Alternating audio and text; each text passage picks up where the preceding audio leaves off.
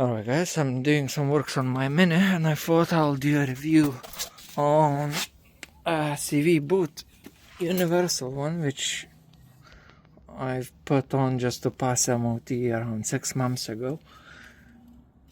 I thought I'll have to replace it after I've done my MOT. It was a quick fix, but to be honest, it's still holding strong. If you look at it here, that's the area where I have glued it, and no splits, no nothing, no leaks, so I'm still happy where it is. Yeah, so still holding. I think I'll leave it for now and just monitor if it splits.